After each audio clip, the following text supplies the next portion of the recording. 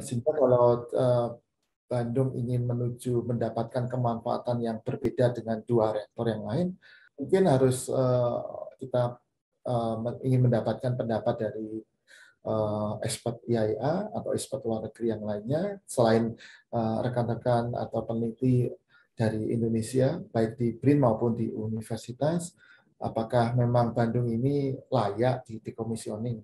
Karena ini sebenarnya menurut saya, ini win-win solution. Kita mendukung pun kita ingin menguasai ilmu decommissioning yang sangat tinggi sekali.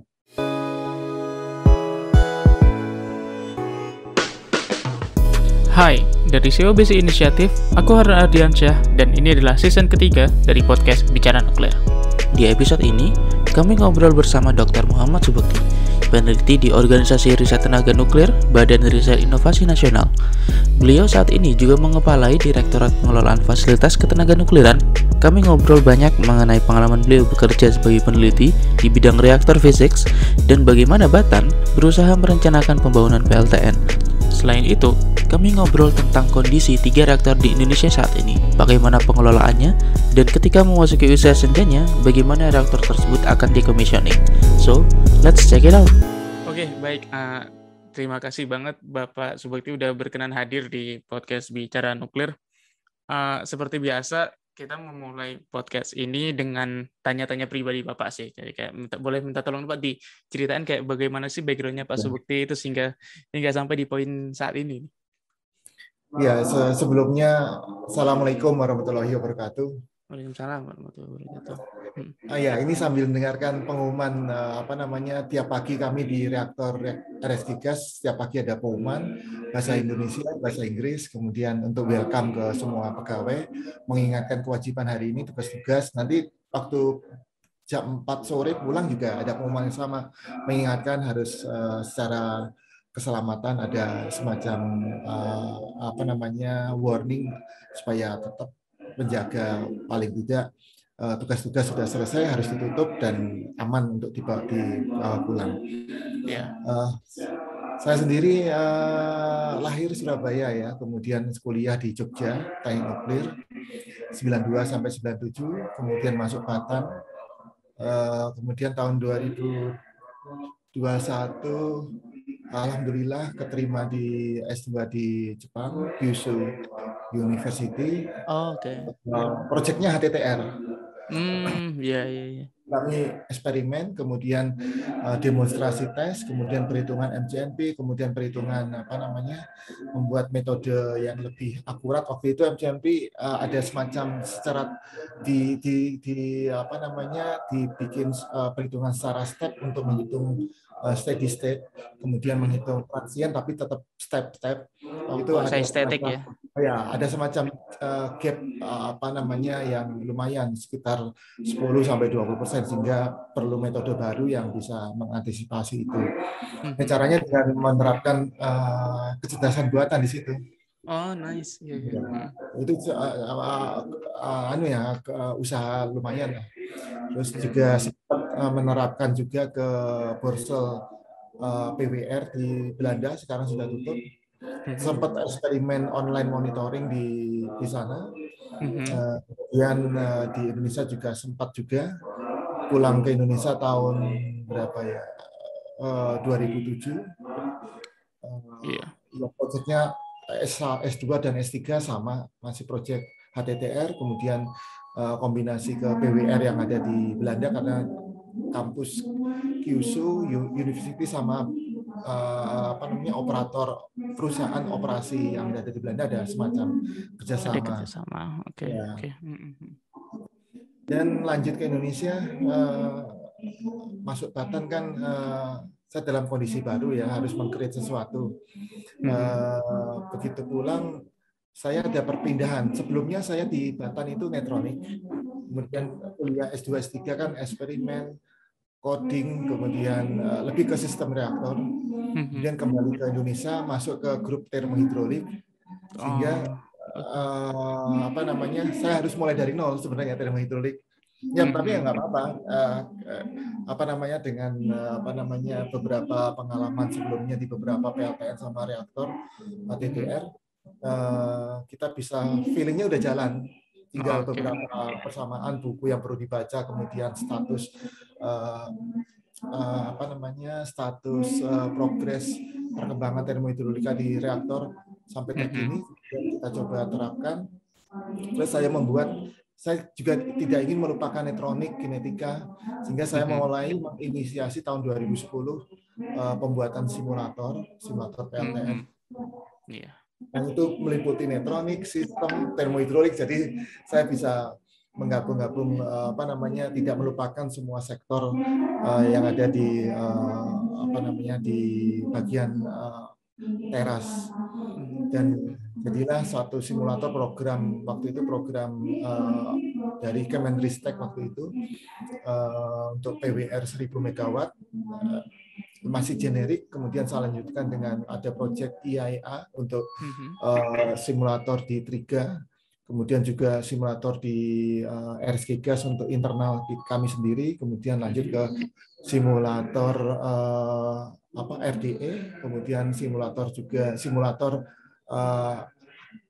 HTGR 150 MW yang namanya Fluid, yang hasil kerjasama antara kami dengan Tsinghua University, yang itu meliputi 4 paket. Paket satu itu untuk perhitungan konseptual desain fisika reaktor, kemudian paket 2 simulator, paket 3 tentang kemungkinan industri nasional bisa masuk, yang paket 4 saya lupa. Nanti rencananya berlanjut lagi tahun 2022 dengan kondisi peningkatan level kerjasamanya. Kembali setelah ke Indonesia, kami melanjutkan lagi simulator dalam program LPDP untuk simulator perencanaan pembangunan di Kalimantan Barat. Jadi sekarang kan ada PLTN yang tujuannya kita menyiapkan segala sesuatunya dari sisi pemerintah, yang ditargetkan tahun 2024 itu secara nasional paket untuk pekerjaan itu siap dimulai. Ini sudah masuk prioritas riset nasional itu ya, Pak ya? Ya, jadi pekerjaannya meliputi perizinan tapak seperti RDE juga. Kita mulai tapak. Kemudian nanti diharapkan tahun depan sudah masuk proses perizinannya 2022, kemudian 2024 izin tapak mungkin sudah bisa dikeluarkan. Sekaligus kalau izin tapak kan jenis PLTN-nya vendornya sudah masuk kan. Kalau di Indonesia harus sudah masuk, sehingga sebelum izin tapak disetujui mungkin harus semacam beauty contest yang disiapkan di Indonesia untuk memilih teknologi apa yang digunakan untuk kelas 100 MW elektrik. Dan sejalan dengan itu, proyek saya adalah membuat simulator untuk classroom. Jadi untuk disiapkan untuk pendidikan, pelatihan staf yang bukan untuk simulatornya dari vendor tentu ada, tapi untuk pembelajaran kelas untuk lingkup tertentu tentu kami belum punya softwarenya, sehingga dipakai software yang lebih generik yang disiapkan untuk pelajaran di classroom lengkap dengan diktatnya. Dan di proses beauty contest sendiri kami juga diikutkan, sehingga kami tahu simulator ini pakai teknologinya kemungkinan hanya 3 teknologi yang berhasil disaring, dan kami tentu nggak bisa membocorkan namanya, yaitu kita bisa misalkan ini PLTN A, PLTN B, PLTN C, dan ini ada kemiripan semuanya PWR kelihatannya hasil kajian kami. Sampai akhirnya tahun 2021 proyek ini akan berakhir di Desember nanti. Diharapkan simulator dengan dengan konsep sudah konseptual sudah bisa dijalankan. Tapi kalau kita menjalankan simulator ini, misalnya kita mulai trial pelatihan di Kalimantan Barat, di UGM atau di TP, udah kelihatan ini simulator ini jenis PLTN mana. Oh iya, tentu. Mungkin di konsep pelatihan nanti ada semacam perjanjian supaya peserta simulatornya tidak Yang membocorkan bocorkan info. ya. Iya. Macam kerahasiaan dulu, karena ini belum publish. Dan nggak tahu kenapa tiba-tiba saya per 1 September ditunjuk untuk jadi PLT Direktur Pengelolaan Fasilitas Ketenaga Nukliran yang meliputi mengelola 3 reaktor yang ada di Indonesia dan juga instalasi bahan bakar, instalasi limbah, instalasi produksi radioisotop dan juga instalasi pemanfaatan untuk pengembangan bahan bakar, pengembangan material maju yang ada kalau di Serpong kawasan khusus pagar kuning saja. Oh iya, ya itu saya mau bilang berarti area Bapak itu yang di dalam pagar kuning semuanya menjadi area lingkup Bapak ya? Ya, betul. Di dalam pagar kuning saja, kemudian plus kawasan Babarsari Jogja, plus kawasan Bandung, PSTNT ya? Bandung, ya. Untuk kawasan Jogja ada perubahan. Di situ ada SCTN, sebelumnya ada pusat akselerator. Sekarang ada di situ. Ada STTN, ada pusat akselerator, dan juga ada pusat direktorat kami yang mengelola reaktor dan zat dan pengelolaan zat radiasi lainnya. Dan supaya simple, karena kan sekarang udah sama-sama BRIN ya, supaya simple di kawasan Jogja itu pekerjaan keselamatan dan pekerjaan pengamanan nuklir di kami semuanya. Tidak perlu STN tidak perlu cukup mewakilkan ke kami semuanya, enggak. Tadinya sebelumnya sendiri-sendiri. Iya. Ya, karena masing-masing punya peralatan dan peralatan itu akhirnya ke kami semuanya supaya pengurusannya, kemudian penjaminan keselamatannya, juga pengamanannya semuanya bisa kami kelola, dan proses keperizinan Bapeten juga lebih simpel. Begitu, Mas. Ya, itu menarik sekali Pak resumenya Bapak. Tapi saya mau follow up ke beberapa hal nih Pak. Yang pertama tentang simulator, menarik banget. Saya jujur baru mengetahui bahwa Batan, utamanya PT KRN ya, Pusat Teknologi Keselamatan Reaktor Nuklir, sudah melalui grupnya Bapak sudah melakukan banyak sekali penelitian mengenai simulator itu. Ini yang pertama mungkin sebenarnya ini berarti simulatornya itu untuk pelatihan operator begitu ya Pak, nantinya berarti kan ini udah fix gitu ya Pak, berarti kodenya udah fix dan lain sebagainya, nanti tinggal nanti kita mungkin kalau misalnya mau load following ganti parameternya ke ini atau kayak itu kecelakaan transient dan sebagainya, seperti itu ya Pak, bukan seperti kayak server MCNP gitu. Tergantung paket pekerjaannya. Jadi simulator yang bisa kita buat itu terbagi dalam 4 kategori. Simulator dasar, biasanya simulator seperti kita bermain game. Kemudian untuk keperluan ya anak SMA paling tidak bisa lah, meskipun belum perlu diinjeksi dengan pengetahuan dasar tentang proses reaksi fisi yang ada di dalam teras reaktor. Yang kedua adalah simulator yang khusus dibuat untuk pengajaran di dalam kelas, yang isinya untuk keperluan proses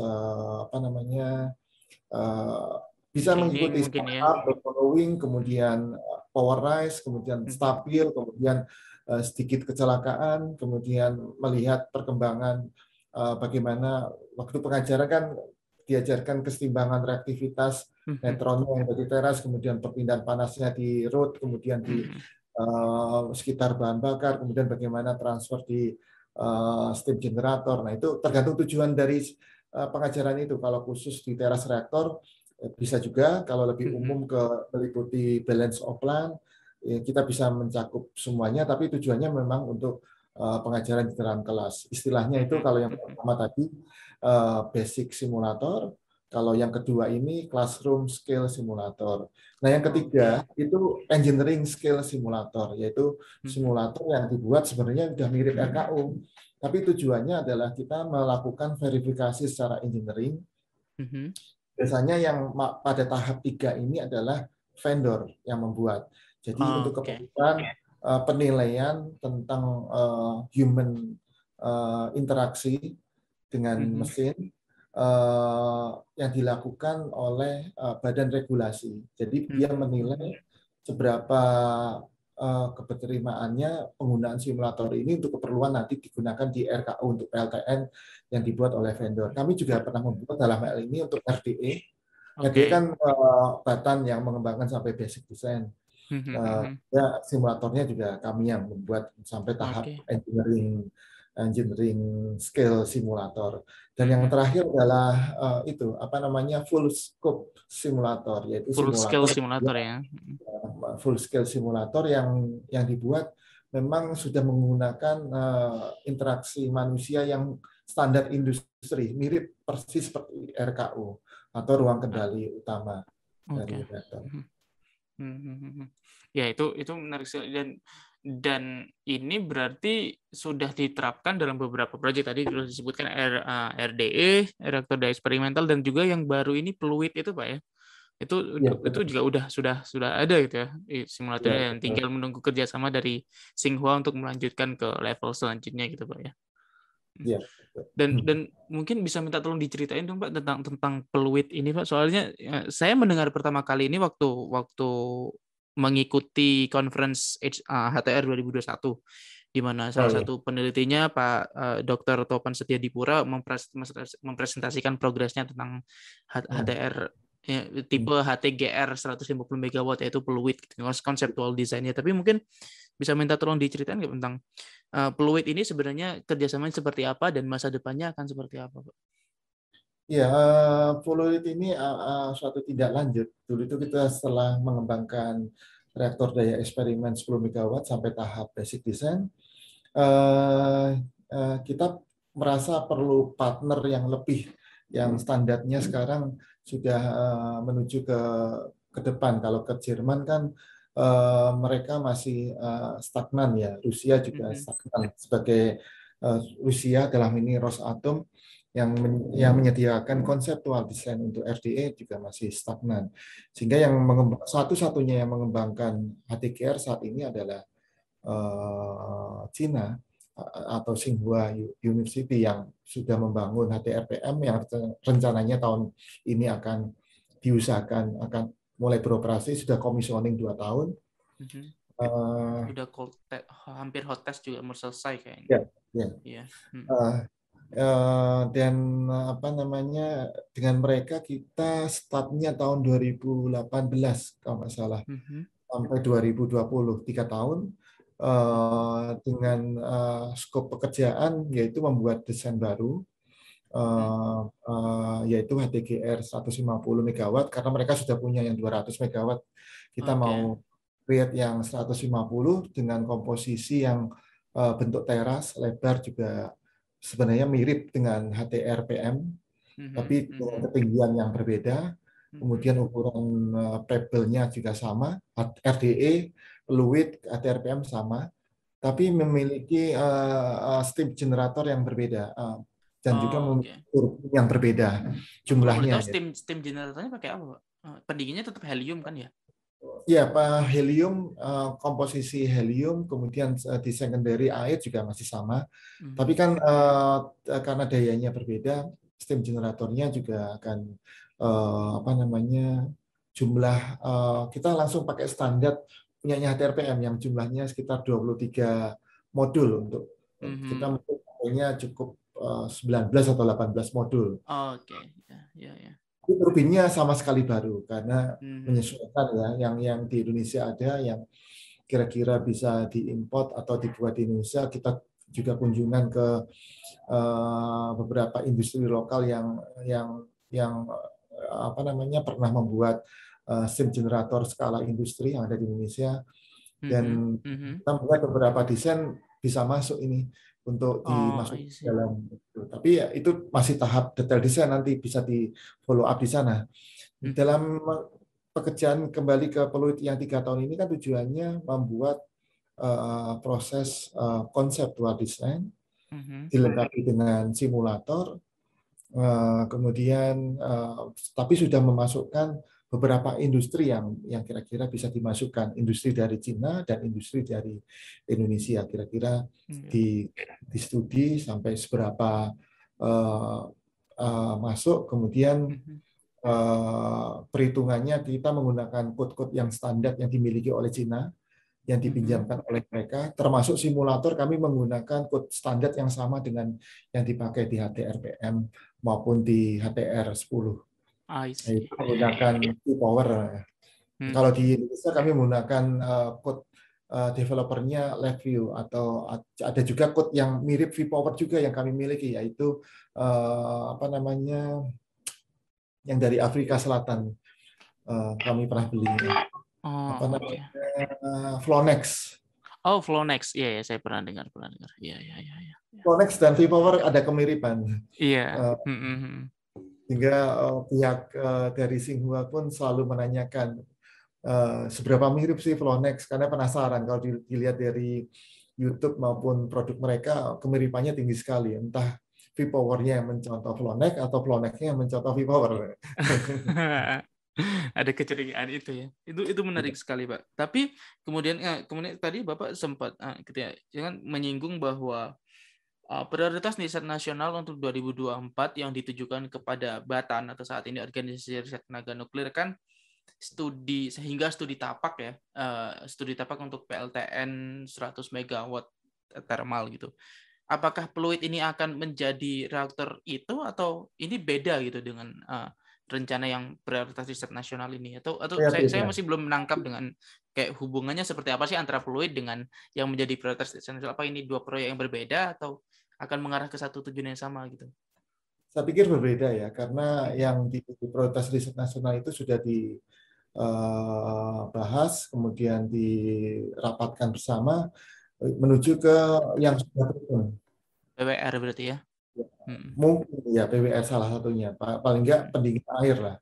Kemudian yang dengan Tsinghua ini masih melanjutkan beberapa pembicaraan yang detail karena banyak perubahan ya, Batan terakhir secara internal ada perubahan, kemudian setelah tahun 2021 juga perubahan besar merger dengan BRIN, sehingga banyak pengaturan-pengaturan dalam hal proyek PRN, kemudian terkait dengan PLTN ada beberapa kebijakan yang sifatnya masih transisi yang bagaimana menyikapi tentang PRN ini.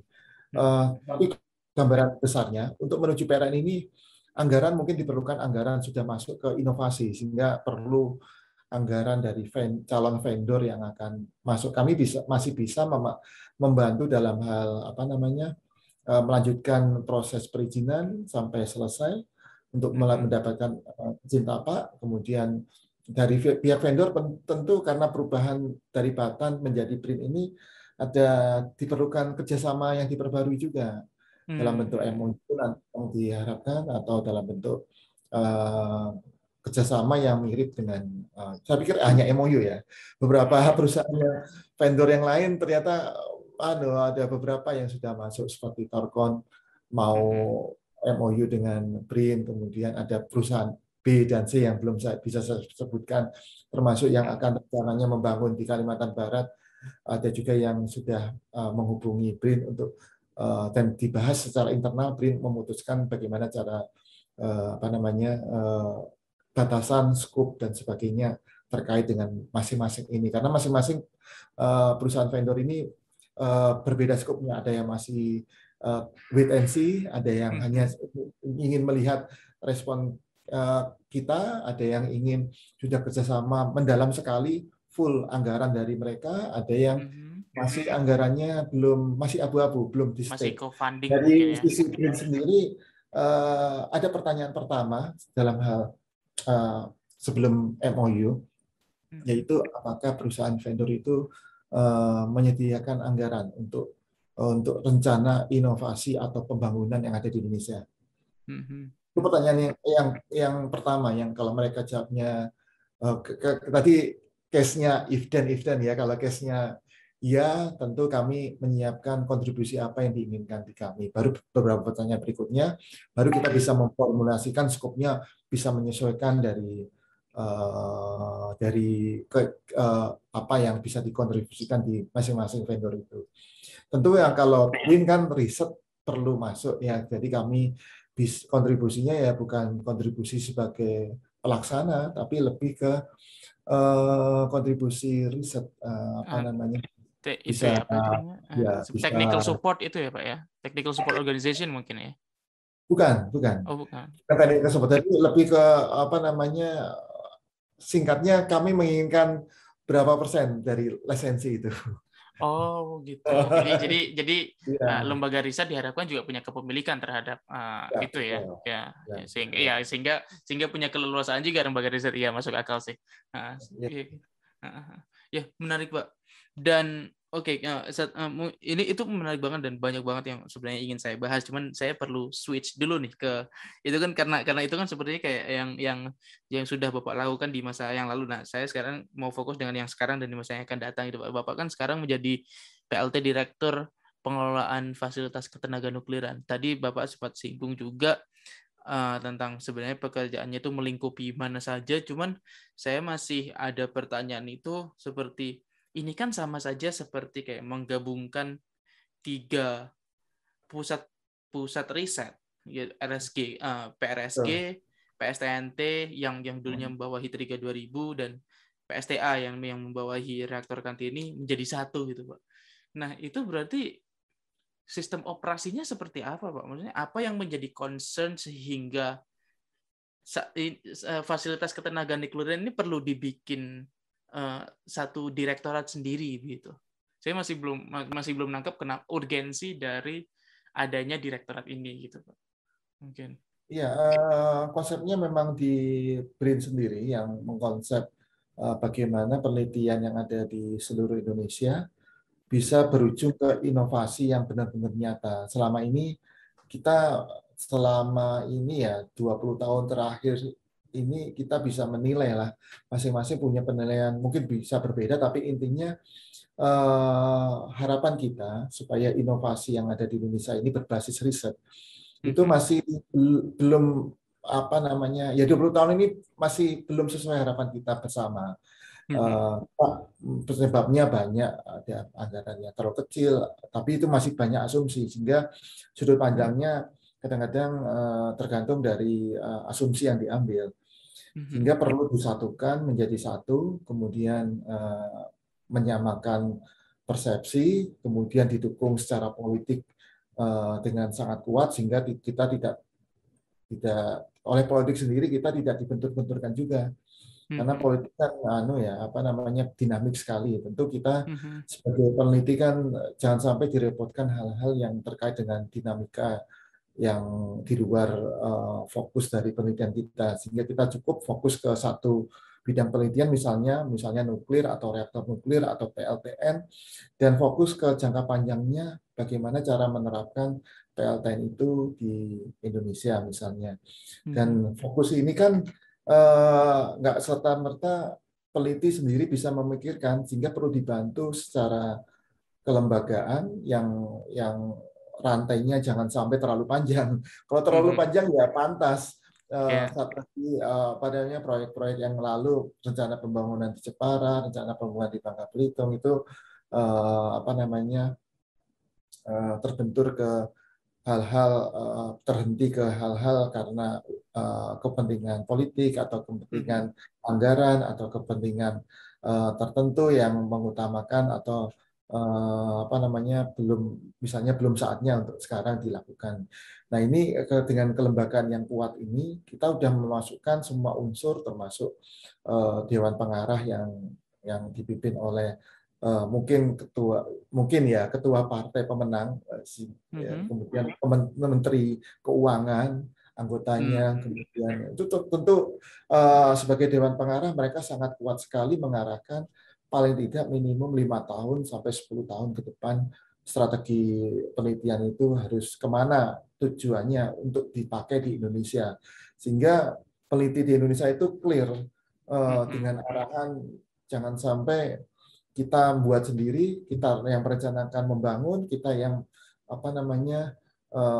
merencanakan mengimplementasikan. Tentu kerepotan-kerepotan yang dialami para peneliti ini bisa dijembatani dengan membagikan kontribusi ke masing-masing stakeholder atau pihak yang berwenang yang sesuai dengan kewenangannya masing-masing. Dan dengan terbentuknya BRIN ini mulai dari konsep 5 tahun, 10 tahun itu sudah mulai clear ya. Terutama untuk Batan, bagaimana caranya mencapai itu, sehingga di sisi internal sendiri ada semacam penggabungan-penggabungan.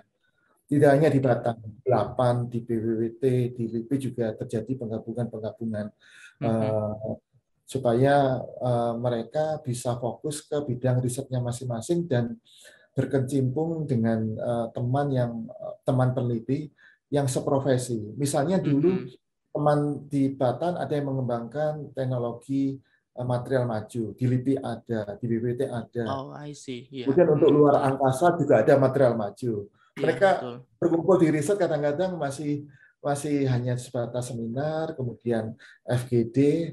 Nah, sekarang mereka dikumpulkan jadi satu. Jadi satu kantor semuanya orang-orang itu ya. Jadi bayangkan. Bisa dibilang ya. Diharapkan tujuan utama, visi utama dari penggabungan ini adalah meningkatkan critical mass dari para peneliti itu supaya udah naiknya itu ya nggak terbatas. Kita kalau bisa naiknya ya naik setinggi mungkin critical mass-nya, atau kesepahaman mereka, atau ke apa ya, kalau istilah kita yang mudah critical mass ya di antara mereka. Iya, makanya itu saya mungkin istilahnya dipakai istilah nuklir banget nih, critical mass. Ya. Dan kemudian terkait dengan pengelolaan fasilitas ketenaga nukliran, tentu peneliti ini kan punya alat banyak. Dia juga jangan sampai direpotkan dengan pekerjaan-pekerjaan administrasi untuk membuat perizinan alat, terutama kalau nuklir banyak sekali perizinan yang ketat sekali. Kemudian anggarannya, kemudian belum lagi nggak dapat anggaran, harus cari anggaran keluar, itu pusing sekali. Sehingga kami di sisi pengelolaan itu mengambil peran di situ, membantu melayani. Sebenarnya konsepnya adalah melayani para peneliti baik di BRIN maupun kalau ada perusahaan yang ingin penelitian di Indonesia, tidak hanya dalam, luar negeri juga, dengan konsep kerjasama mungkin ya, lebih baik. Kemudian juga masyarakat umum itu bisa kami layani untuk melakukan kegiatan mereka. Dan layanan ini tentu kalau masing-masing punya peralatan yang beda-beda, atau masing-masing punya peralatan yang sama di tempat yang beda-beda, akan koordinasinya juga merepotkan. Kami sendiri secara internal menggabungkan beberapa fungsi yang memiliki kesamaan fungsi, kesamaan alat. Misalnya kalau reaktor, 3 reaktor, ya udahlah jadiin satu. Mungkin yang paling gampang adalah kita lihat dulu ada alat uji tarik, misalnya ada di 8 ada, di LIPI ada, BWT ada. Apakah uji tarik itu memang layanannya sama? Kita jadikan satu. Bisa kita jadikan sehingga semua instansi bisa memakai, semua organisasi riset, para peneliti, masyarakat, atau vendor yang memiliki kerjasama bisa kita layani dengan lebih profesional, lebih terintegrasi, lebih punya standar yang sama. Nanti tidak lab sama lab yang lain punya standar yang beda, tentu kami akan membuat supaya seminim mungkin mempunyai standar yang sama. Terutama kalau nuklir perizinan yang sulit. Bapeten itu dalam melakukan penanganan perizinan di Indonesia, terutama ke Batan, itu banyak sekali instansi A, B, C, D, pusat A, B, C, D sampai F. Kemudian di 8 juga ada, BWT juga ada, kemudian di LIPI juga ada sebagai pengguna pemanfaatan radiasi dalam bentuk instalasi maupun fasilitas ya, fasilitas radiasi itu sendiri. Nah sekarang jadi simpel. Untuk penggunaan fasilitas dan instalasi yang ada di dalam Pagar Kuning Serpong dan kawasan Jogja dan Bandung akan proses perizinannya oleh direktorat kami. Di luar itu oleh direktorat lab. Ya, hanya 2 direktorat yang melakukan proses perizinan sekarang untuk di dalam BRIN. Kebetulan kalau di Bapeten jadi lebih simpel, nggak perlu kebingungan ini punya siapa Iya, Mas. cuman perlu buka satu pintu ya, instead of yang Nah, dulu mungkin banyak banget pintu yang perlu dibuka gitu, ya, diketokin sekarang lebih satu-satu. sederhana. Di Iya, kami sendiri mungkin kekompleksan internal ada, iya tentu. tapi kita masih proses transisi kan, berusaha mencari balance lah, komposisi optimal nanti Iya. di internal proses bisnisnya supaya lebih optimal lagi gimana ini di internal kami. Mudah-mudahan sampai Desember kita sudah punya proses bisnis internal kami yang sudah optimal, dan startnya nanti tahun 2022 langsung dengan kondisi kemampuan penuh BRIN untuk melaksanakan penelitian ke masa depan. Oke, ya menarik sekali Pak. Dan tapi saya mau highlight beberapa hal dari DPFK ini. Seperti yang tadi Bapak sampaikan, lingkup kerjanya Bapak kan bisa dibilang di dalam pagar kuningnya kawasan Serpong ya, which is itu termasuk dari PT BBN, RSG Gas, PTLR dan sebagainya. Ketika tugas dari direktorat Bapak adalah sebagai fasilitator ya, pengelola dari fasilitas nuklir, itu apakah berarti simply maintenance aja atau di dalamnya juga masih menggunakan riset? Saya masih melakukan riset. Saya membayangkan kayak misalkan saya adalah seorang peneliti di PTLR limbah radioaktif gitu misalnya, apakah saya kemudian perlu akan pindah direktorat gitu ke direktorat lain karena itu bukan lagi ranahnya DPFK untuk melaksanakan riset, atau seperti apa ya Pak? Ya, untuk para peneliti mereka di dalam lingkup pusat risetnya masing-masing. Ada pusat riset limbah, masih ada pusat riset bahan bakar, masih ada pusat riset material maju, pusat riset radioisotop juga Mas. Mereka masing-masing masih ada. Tetapi pengelolaan fasilitas, pengelolaan instalasi, pengelolaan perizinan, perawatan, kemudian pengadaan alat-alat baru, kemudian jaminan mutu layanan kepada mereka, itu kami semua yang melakukannya, dan sudah menjadi indikator kami dalam hal melayani, jangan sampai mereka kecewa. Misalnya kok software-nya lambat, misalnya alatnya sudah tua, mereka boleh mengeluh ini alatnya sudah tua, minta ganti baru. Tapi ganti baru itu risetnya apa? Kalau risetnya memang bagus, prospek, apalagi ada teman luar negerinya, BRIN akan mencarikan anggaran secepatnya untuk mengganti alat baru, alat lama menjadi alat baru. Ini contohnya di reaktor ini. Kami akan melakukan revitalisasi besar-besaran untuk reaktor dan non-reaktor. Bidang nuklir.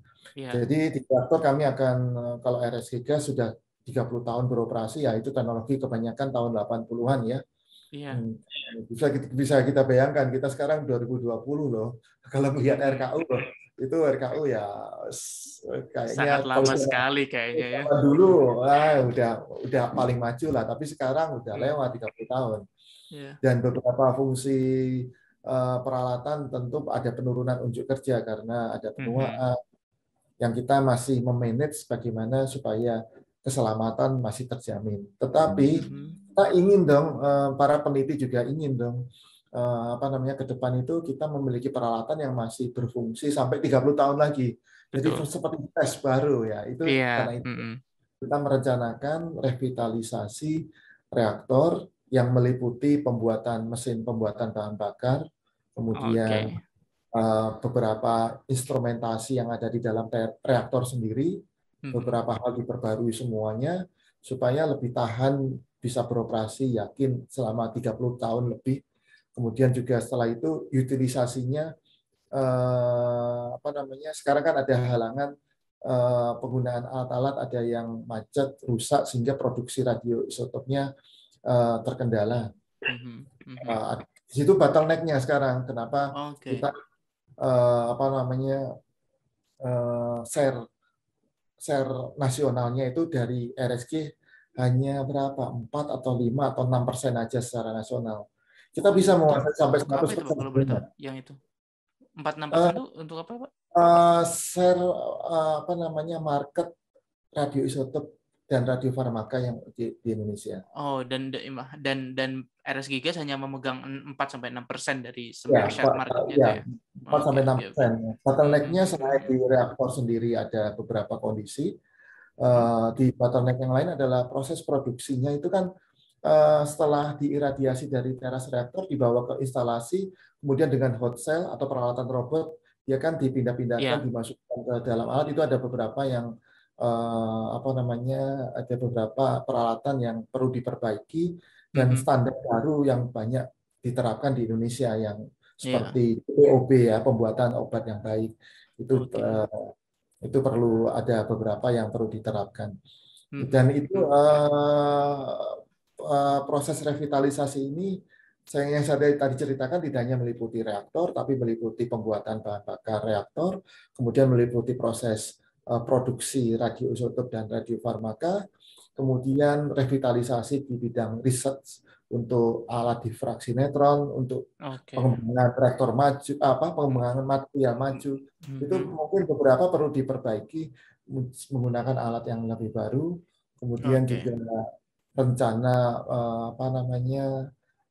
kita masuk ke riset akselerator, siklotron untuk membackup produksi radioisotop radiofarmaka yang ada di di Batan ini. Biasanya kalau kita menggunakan siklotron ya hanya terbatas ke zat-zat radiasi yang umur paruhnya rendah, sehingga jangkauannya mungkin hanya sekota Tangsel atau kota Jakarta. Tapi mungkin dengan konsep misalnya 7 hari operasi siklotron, 3 hari untuk riset, kita bisa memaksimalkan zat radiasi yang diproduksi. Dan untuk itu mungkin baru bisa direvitalisasi kalau kita ajukan sekarang anggarannya dalam konsep hibah, kalau konsep hibah itu kan sudah pasti selama 3 tahun proses revitalisasi tidak terganggu karena perubahan anggaran atau atau kebijakan, karena udah agreement di depan dengan kegiatan donor hibah. Iya. Nah, di situ yang terjadi sekarang. Iya, itu menarik banget, Pak. Dan revitalisasi ini juga saya rasa juga penting sih. Memang saya dulu itu, Pak, cerita dikit. Saya itu dulu waktu di S1 sempat magang di PT BBN dan saya melihat memang ada beberapa fasilitas yang sangat bagus yang masih bisa dipakai untuk jangka waktu yang cukup panjang, ada juga yang sepertinya ada yang perlu diganti gitu. Kayak gitu. Tapi menarik, Pak. Visi untuk melakukan revitalisasi ini sejujurnya saya bukannya ingin meremehkan atau seperti apa. Ini sangat ambisius sekali gitu. Apakah yang saya pertanyakan malah jatuhnya apakah kita punya dana untuk itu? Apakah dana hibah yang tadi Bapak sebutkan itu akan mencukupi itu? Yang kedua, apakah kita punya waktu untuk itu? Karena dengan segala transisi dari Batan ke BRIN, semua segala administrasi dan lain sebagainya itu, apakah dari sisi timeline sendiri itu kita akan punya cukup waktu? Karena pada akhirnya kan ketika kita melakukan revitalisasi, ini mungkin persepsi saya, mungkin bisa dikoreksi. Ketika kita melakukan revitalisasi, sebagian dari fungsi alat itu kan kemudian akan terhenti dahulu gitu untuk direvitalisasi dulu, baru bisa kemudian bisa accelerate gitu kan. Nah itu apakah kita bisa mengorbankan waktunya itu gitu? Apakah timelinenya cukup untuk melaksanakan itu, Pak? Iya, betul sekali.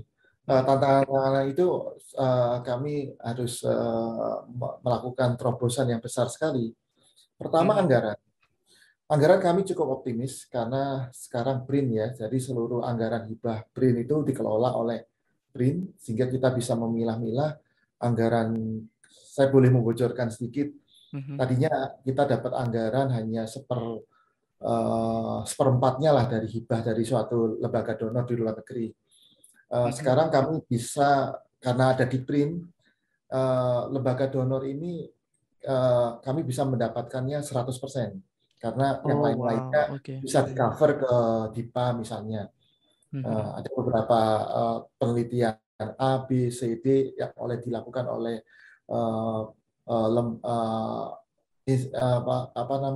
organisasi riset A, B, C, D termasuk di dalamnya COVID itu dipindahkan ke anggarannya ke HIPA.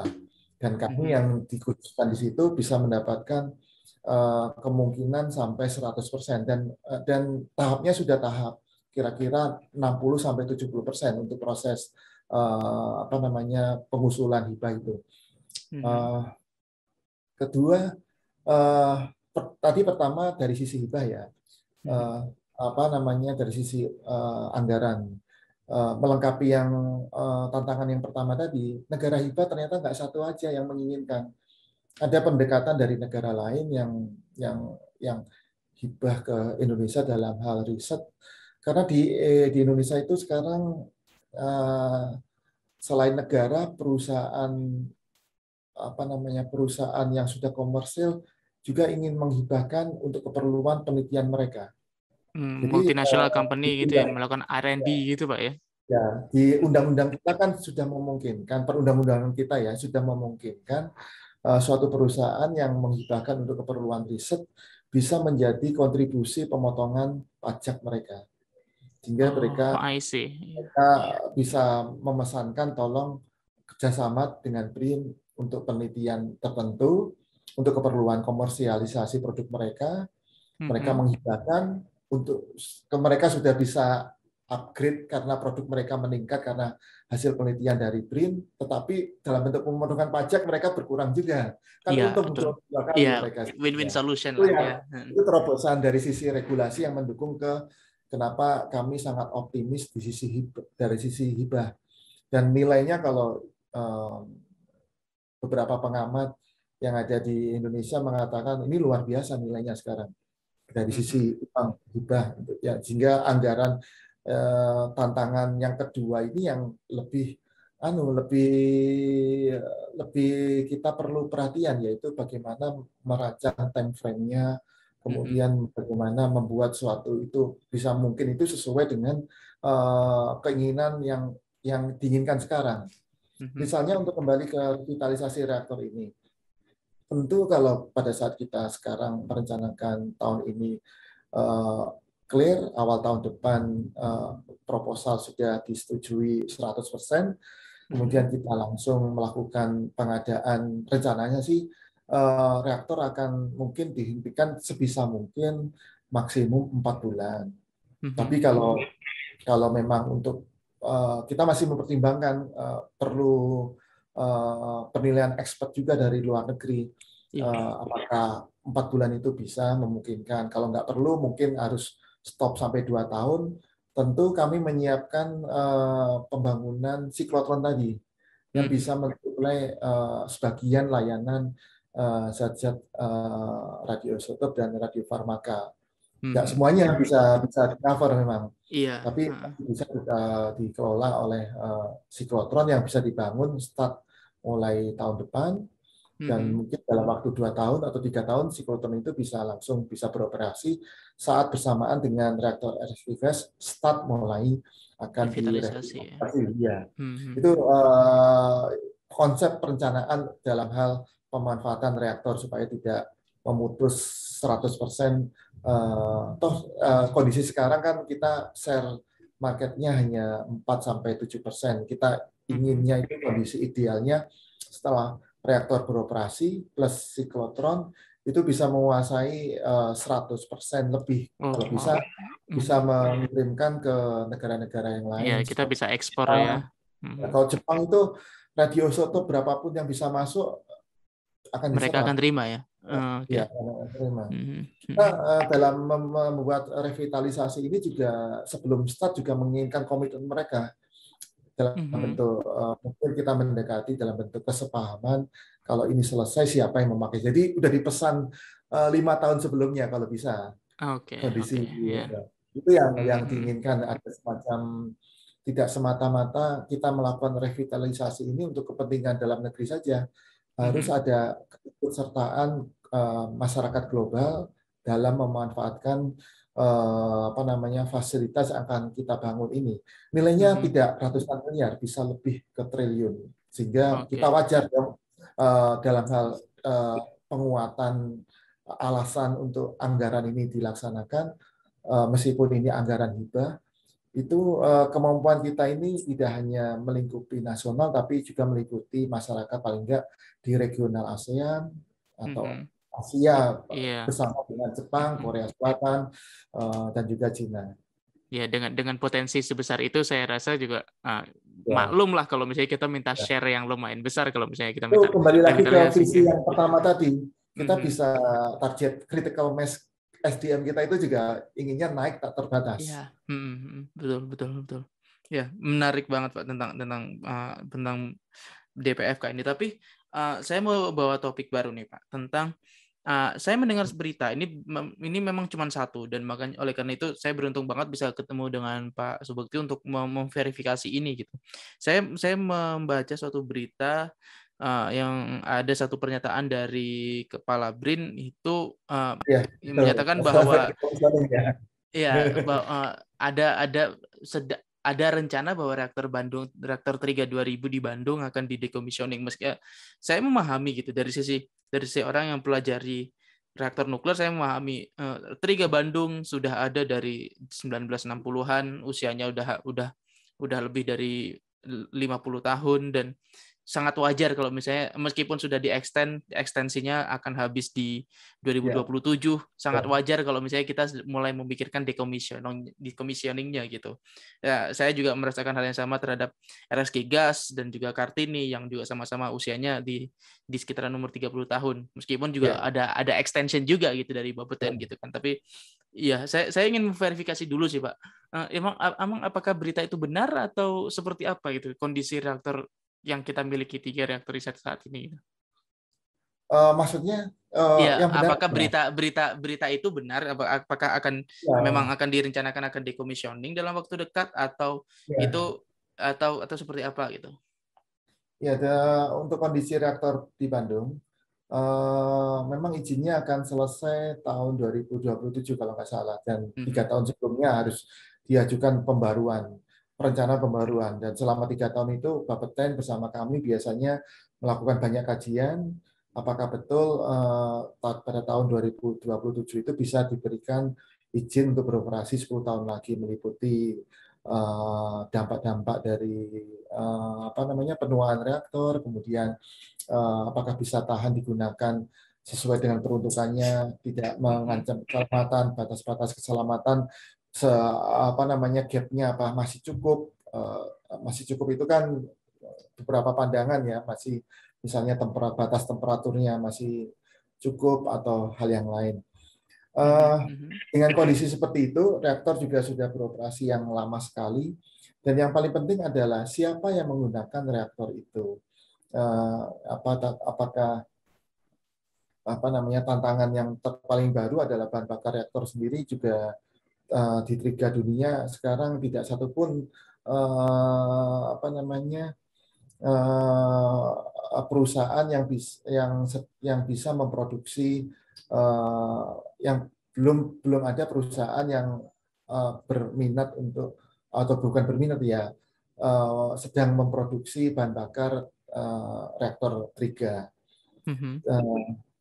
Sehingga kita punya opsi kalaupun dilanjutkan, maka perlu pembahasan internal yang melibatkan expert dari luar negeri atau IAEA. Kalau ini dilanjutkan, tidak serta-merta keselamatan tercapai, tapi juga pemanfaatannya bagaimana. Kita tidak ingin memanfaatkan secara menghasilkan uang, tidak. Tapi yang paling tidak, riset yang bisa dipakai di Triga itu apa aja? Apakah digunakan oleh internal ada, misalnya kalau ada, kita masih nuntut nilai benefit atau kemanfaatannya kan sebisa mungkin maksimum ya, bukan sebenarnya ada nilai minimumnya dari sisi organisasi kami. Kalau hanya misalnya internal BRIN aja ya buat apa? Kalau hanya misalnya ada instansi, misalnya universitas yang lain memanfaatkan, kita masih bisa alternatif Triga yang di Jogja yang dayanya lebih kecil, bisa digunakan untuk belajar, bisa digunakan untuk eksperimen, maksudnya eksperimen pendidikan. Iya. Di Jogja memang khusus untuk pendidikan, sehingga kita tidak mungkin di dalam proses bisnis itu memiliki suatu instalasi yang memiliki fungsi yang sama atau tugas yang sama.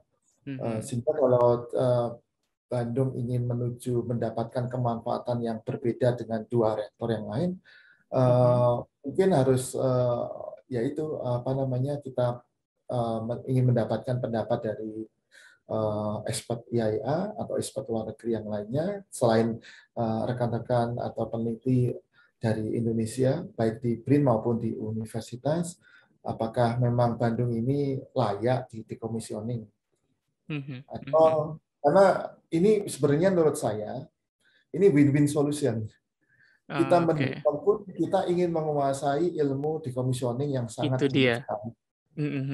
Karena tidak serta-merta meliputi harus mendekom suatu reaktor saja menjadi bersih seperti lapangan. Tidak hanya itu aja.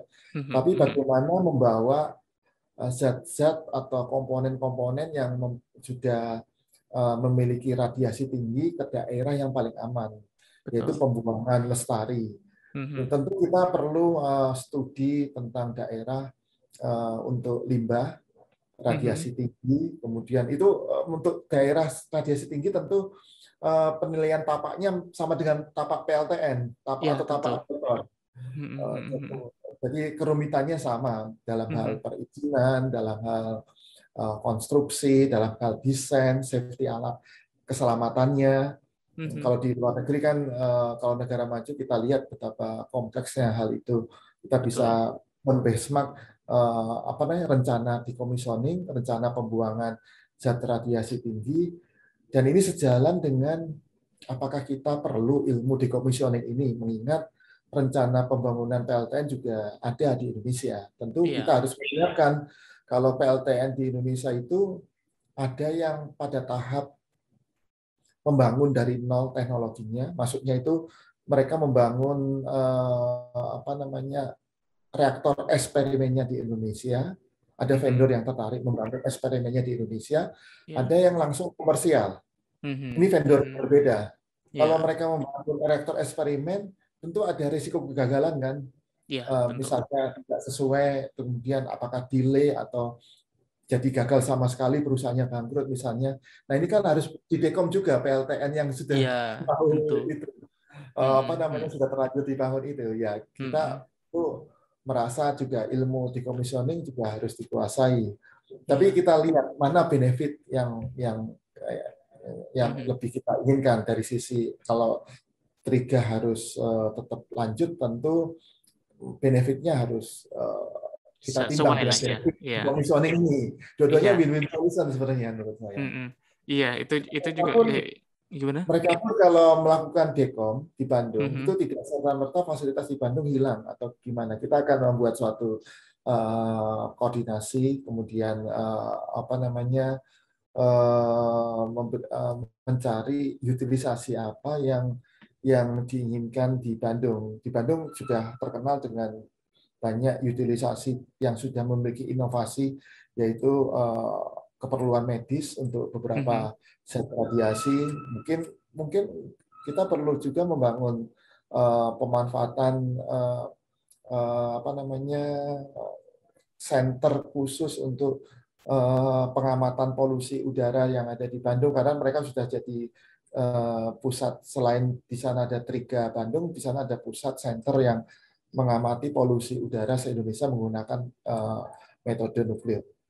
Dan kita menggunakan radon selain reaktor, kita bisa menggunakan acelerator juga atau semacam alat radiasi yang mirip, memanfaatkan teknik nuklir ya.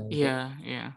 Atau mungkin bisa dijadikan juga sebagai pusat studi nuklir science gitu, ilmu nuklir gitu, bukan engineering-nya gitu. Mungkin semacam mini CERN gitu. Kalau ini ide saya sih Bang, atau ya soalnya kan kita sudah banyak engineering-nya, jadi kayak perlu yang nuklir science-nya gitu.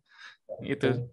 Nah, itu menarik sih Pak, dan itu juga yang kemudian jadi pertanyaan saya selanjutnya sih. Kalau misalnya emang itu akan jadi decommissioning gitu. Saya saat ini kebetulan banget saat ini saya sedang mempelajari juga, saya sedang ikut kuliah juga di namanya kan mendecommissioning fasilitas nuklir gitu. Dosen saya menjelaskan tentang kayak gimana prosesnya dari sisi pemerintah Amerika Serikat, dari USNRC dan USDOE gitu. Dan saya melihat betapa rumitnya prosesnya itu dari pertama kali mau direncanakan sampai pelaksanaan sendiri, sampai itu bisa menjadi satu lapangan yang ada rumputnya gitu. Itu sangat rumit sekali. Terus kemudian saya mereview perka Bapeten gitu. Saya ngeliat kan, saya penasaran aja kayak apakah Bapeten sudah pernah memikirkan hal ini gitu. Oh ternyata sudah gitu, ada perkanya kan, saya lupa nomornya. Dan saya melihat kayak wah memang rumit sekali gitu kan, dan memang ada beberapa istilah yang saya temukan mirip gitu. Oh, berarti memang ilmunya sudah tersalurkan gitu, dan memang secara umum mungkin sama gitu prosesnya. Tapi Indonesia kan sepengetahuan saya kan ya kita belum punya pengalaman itu gitu. Tapi di sisi lain ada juga kan kekhawatiran bahwa kalau misalnya emang ini triggernya triggernya decommissioning,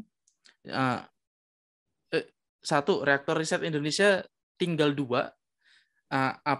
apakah itu akan menjadi buruk? Yang kedua, apakah presiden atau persepsi itu masyarakat tahun berapa? Kalau tahun 2030, 2035 mungkin udah jadi 4. udah jadi 4. Kurang 1 tapi jadi 4 mungkin ya. Iya, mungkin itu juga memang apakah dari situ, nah itu berkurang 1, apakah emang ada rencana untuk bertambah lagi?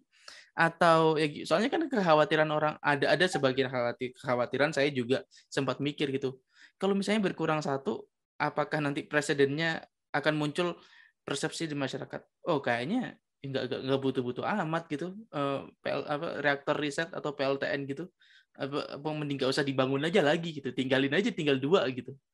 Itu kayak gitu atau gimana? Pernyataan Mas yang terakhir itu yang paling betul. Kalau kita tidak merasakan benefitnya, itu yang penting. Kita kalau mempertahankan Triga, tentu sekarang tantangannya adalah bagaimana mewujudkan, merencanakan benefit itu. Dan benefit yang diinginkan bukan benefit di atas kertas, tapi ada semacam komitmen atau siapa yang menggunakan. Kalau bisa standarnya kita, kalau di BRIN sekarang kan setiap instalasi kalau bisa menuju ke penggunaan global, tidak hanya Indonesia saja. Dari sisi sekarang RSG sudah, kemudian dari sisi dengan rencana revitalisasinya, kemudian di Triga Jogja sudah beberapa eksperimen melibatkan Malaysia, Saudi Arabia, Uni Emirat Arab ya. Iya. Dan juga ada internet reaktor laboratori itu ya, yang di Jogja. Sudah. Yang menyatakan sekarang Bandung nggak boleh mengambil peran mirip seperti Jogja. Dia harus melakukan apa yang membuat critical mass-nya itu udah naik, tidak seperti sekarang ini. Selama ini kita menggunakan Bandung, mungkin masih ada rencana dulu mengganti bahan bakarnya menjadi menggunakan Triga, menggunakan mirip plat bahan bakar RSG gas. Tapi ini baru satu pandangan studi yang sudah dilakukan. Berarti masih panjang cerita menjadi reaktor yang itu. Tentu untuk nanti dia kan harus produksi radioisotop. Tentu perlu itu dong, perlu seperti instalasi untuk memproses radioisotopnya juga di sana. Iya, jadi ini jadi double antara RSG dan sana. Padahal nanti kita masih membangun siklotron, kemudian jadi kan apakah betul bisa disuplai dari 2 reaktor? Jangan-jangan terlalu berlebihan takutnya. Ini aja dengan RSG sebenarnya bisa dengan konsumsi untuk market nasional aja 100% bisa. Isotop untuk radioisotop ya? Ya bisa, kalau dibandingkan dengan konsumsi sekarang bisa sampai 120-130% lah. Jadi 20-30%-nya bisa dilempar ke ASEAN atau betul. Ya, jadi kalau bisa saya simpulkan berarti kondisinya masih wait and see berarti reaktor Triga Bandung ini ya. Kita masih nunggu. Waktunya masih panjang ya, 2027 kita masih melihat skema 2025, setelah 2024 gimana, atau masih ada opsi ketiga sebenarnya. yang belum kita, mungkin teman-teman atau peneliti lain nggak pernah membayangkan. Extended shutdown mungkin ya. Sorry, gimana Pak? Extended shutdown? Ya, extended shutdown. Oke. Itu Extended shutdown itu tidak dikenal di regulasi kita, tapi ada banyak reaktor riset di dunia ini yang melakukan extended shutdown di status IAEA-nya. Oh, berarti saya tahunya di Amerika itu banyak, kan ada namanya safe store kan, Pak. Safe ya, store. Ada banyak reaktor riset di dunia ini, ada yang statusnya operasi, decommissioning, extended shutdown. Extended shutdown. Oke. Iya betul. Oke. Iya, soalnya yang salah satu hal yang saya pelajari ketika istilah decommissioning kan kalau di Amerika Serikat kan ya mungkin beda nomenklatur ya. Ya kan ada immediate dismantling yang decon, terus habis itu ada safe store, menunggu dulu sampai berapa tahun baru kemudian decommissioning gitu kan. Terus habis itu ya. atau di proses dikubur decommissioning sendiri itu bisa 5 tahun, 10 tahun atau 15 Yeah. tahun. Kira tergantung konsep yang dibuat di dalam perencanaan decommissioning itu sendiri. Tapi istilah tadi extended shutdown itu belum terregulasi oleh kita ya? Belum oleh Bapeten ya. Oke, menarik. Iya. Oke, baik. Ini melebihi waktu yang saya rencanakan sebenarnya, tapi saya ada satu hal menarik nih Pak yang ingin saya bahas terakhir mungkin ya, penutup mungkin Pak. Saya tertarik untuk balik lagi ke pernyataan di awal-awal pembahasan kita tentang kayak kondisi Indonesia posisi Indonesia dalam membangun PLTN gitu kan, bahwa di tahun 2024 diharapkan sudah ada selesai studi tapak di Kalimantan Barat, terus habis itu sudah ada beberapa vendor yang mulai masuk menawarkan, ada Torkon juga yang dari sisi swasta ingin menawarkan untuk membangun di Bangka Belitung. Itu hampir semua vendor di dunia ingin menawarkan ke Indonesia. Nah, berarti dengan seperti itu saya jujur mendengar seperti itu, saya sebagai generasi yang sekarang yang nantinya akan kembali di Indonesia dan melaksanakan apa yang saat ini direncanakan, tentunya jadi penasaran gitu, apakah kita bisa optimis gitu bahwa ketika kaminya nanti sudah selesai studi akan ada reaktor yang akan dibangun, at least akan dibangun dan akan kita operasikan di Indonesia gitu, PLTN komersial yang beroperasi di Indonesia gitu. Apakah dalam jangka menengah mungkin 10-15 tahun itu Indonesia akan punya PLTN, Pak? Iya, sebenarnya kalau optimis sih kita ngelihat pengalaman belakang juga, kadang-kadang ada suatu trauma ya. Iya, 3 kali, Pak. Beberapa proyek mulai dari Pak Habibie dulu di Jepara, kemudian di Kalimantan Barat, kemudian balik ke sebelum sekarang Kalimantan Barat sebelum sekarang ya, kemudian ke Bangka Belitung, kemudian balik lagi ke Kalimantan Barat. Itu ada suatu kalau di Jepara dulu memang posisinya Batan persis di bawah presiden, jadi di atasnya memang politik sehingga arahnya jelas. Kemudian setelah lanjut ke proses tahun berikutnya, tahun 80-an, 90-an, 2000, itu posisi Batan di bawah koordinasi Kemenristek, sehingga jauh rantai dari politiknya. Sekarang posisinya BRIN kembali lagi ke bawahnya politik lagi. Rantainya dekat, ya. Sehingga dalam memberikan rekomendasi tentu kuat sekali. Misalnya politik ingin menuju ke PLTN, tentu dia ingin rekomendasi dari kesiapan SDM, kesiapan riset, kesiapan industri itu yang bisa melakukan riset itu hanya kami di Indonesia. Karena seluruh lembaga litbang di SDM, lembaga litbang di Departemen Pertanian, lembaga litbang di masing-masing itu sudah diintegrasikan ke BRIN semuanya. Tidak hanya Batan, LIPI, BWT,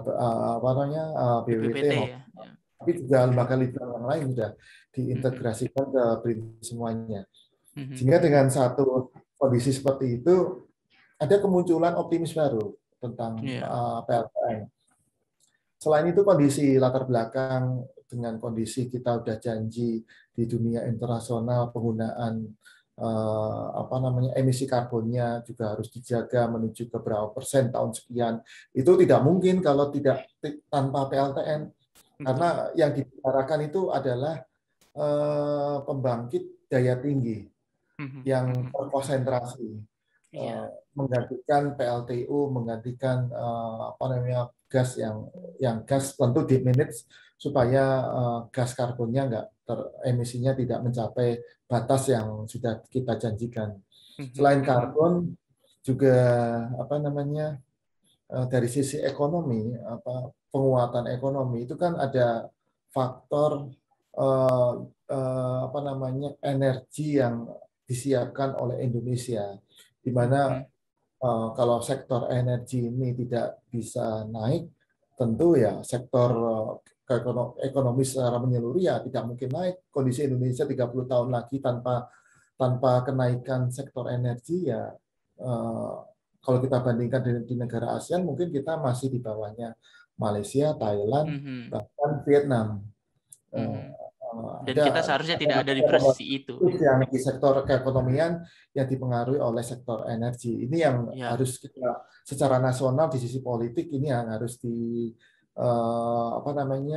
dibuat keputusan nasional. Apakah kita menuju ke PLTN atau tidak. Dan mudah-mudahan kita sih berharapnya 1-2 tahun ini atau paling nggak akhir tahun ini ada keputusan nasional apakah kita go nuklir, go PLTN maksudnya, atau kita masih wait and see lagi.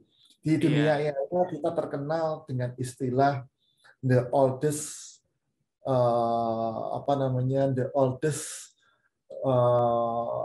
newcomer di lingkungan PLTN. Kita itu dianggap newcomer karena dulu di Jepara sudah menyatakan kita akan membangun PLTN, sehingga kita di IAEA sebagai newcomer country yang akan membangun PLTN, tapi nggak bangun-bangun sehingga kita diledek kita itu the oldest newcomer. The oldest newcomer. Iya. Itu kondisi seperti sekarang. Di rapat-rapat di IAEA global dengan negara lain kita aktif di lingkungan pembicaraan tentang PLTN, tentang perawatan, tentang operasi, tentang indikator, tentang desain baru, tentang hal-hal yang lain yang terkait. Kita aktif di global tentang untuk menjaga SDM ini tetap tune in di PLTN. Tinggal memang keputusan nasional ini yang sebagai penggerak di semua lini sekarang. Iya. Dan kalau kita lihat memang dalam bahasa politik ada istilah kepentingan mendesak. Iya. Kita sudah masuk ke kepentingan mendesak sebenarnya. Harusnya. Alasan membangun PLTN ini, tapi ya tetap kembali ke politik. Mungkin politik menimbang-nimbang ya banyak faktor ya yang membuat mereka banyak hal perlu dibahas di sana, dan apakah kita dampaknya tentu akan panjang kalau mengorbankan. Kalau bahasa saya kan sudah pendukung PLTN ya, kalau mengorbankan tidak jadi membangun PLTN, apakah kontribusi keekonomian kita ke depan 10 tahun, 20 tahun lagi akan lebih baik? Saya tidak yakin. Tapi sebaliknya, kalau ada PLTN 1, 2, 3, bahkan sebenarnya butuhnya 2040 itu 10 PLTN menurut saya. Dengan daya 1000 megawatt. Supaya kontribusi ke ekonomi di Indonesia itu paling enggak minimal sama. Bukan naik ya, minimal sama aja perlu 10 PLTN. Sama dengan tahun ini, Pak ya? Iya, sama dengan tahun ini. Jumlah penduduk tetap naik, dihitung. Hampir 0,9% atau 1% lah boleh. Kemudian